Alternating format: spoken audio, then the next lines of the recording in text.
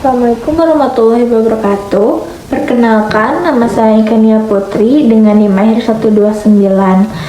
Pada presentasi ini, saya akan membahas metode identifikasi senyawa menggunakan uji kimia dan spektroskopi serta interpretasi data yang diperoleh.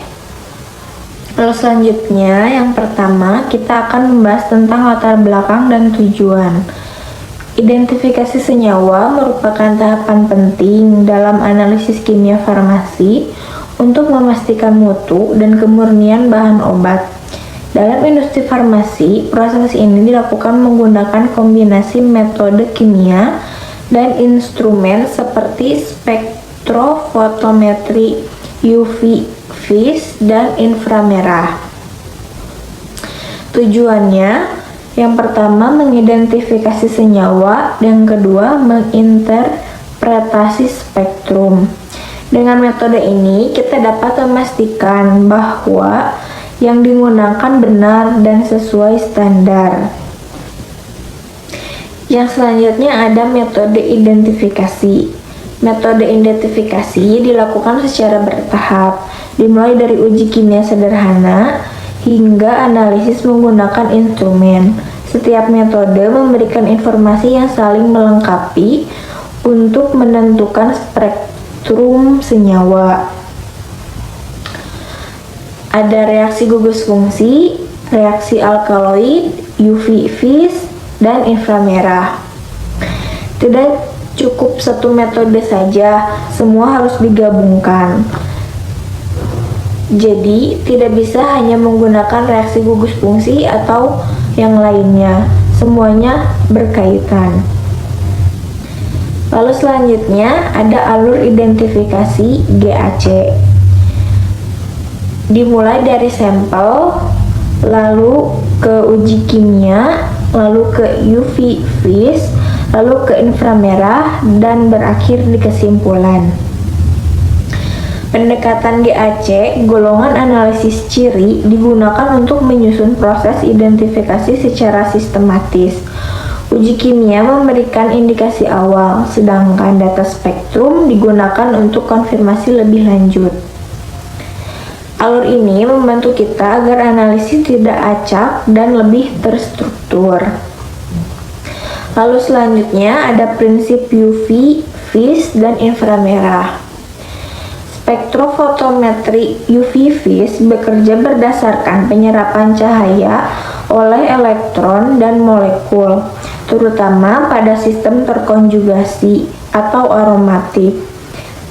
Sedangkan spektrofotometri inframerah digunakan untuk mengidentifikasi gugus fungsi melalui vibrasi ikatan dalam molekul. UV melihat elektron, sedangkan inframerah melihat gugus fungsi.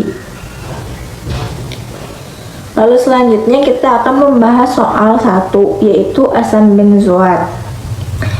Spektrum UV menunjukkan adanya puncak serapan pada sekitar 230 nm dan 270 nm yang merupakan ciri khas senyawa aromatik dengan gugus karboksilat. Pola ini sesuai dengan spektrum baku asam benzoat sehingga dapat digunakan sebagai dasar identifikasi. Kesimpulannya dapat diambil sampel sama dengan mengandung asam benzoat. Karena spektrum sama dan dengan baku, maka bisa dipastikan senyawanya juga sama. Lalu selanjutnya ada soal 2, yaitu absorptivitas molar. Berikut rumusnya. Nilai absorptivitas molar menunjukkan kemampuan suatu senyawa dalam menyerap cahaya pada panjang gelombang tertentu.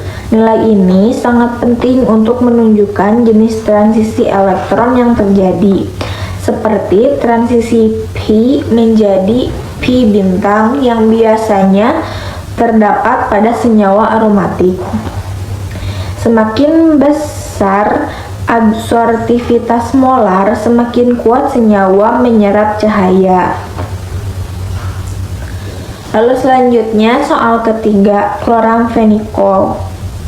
Berdasarkan data organoleptik, uji kimia, serta spektrum UV dan IR, ditemukan adanya gugus fungsi seperti nitro, alkohol, dan cincin aromatik. Karakteristik ini sesuai dengan struktur kloramfenikol yang memiliki aktivitas sebagai antibiotik. Dapat disimpulkan mengandung kloramfenikol. Semua data saling mendukung, jadi kemungkinan besarnya valid. Lalu kita akan membahas soal keempat, yaitu senyawa alam. Hasil uji FeCl3 menunjukkan adanya gugus fenol, sedangkan data UV menunjukkan adanya sistem aromatik. Kombinasi data ini mengarah pada senyawa alami yang mengandung gugus fenolik dan kemungkinan memiliki aktivitas biologis tertentu. Kesimpulannya, senyawa aromatik dengan gugus fenol.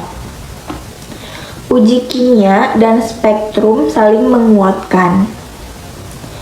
Yang terakhir adalah kesimpulan. Identifikasi senyawa harus dilakukan dengan menggabungkan berbagai metode analisis untuk memperoleh hasil yang akurat.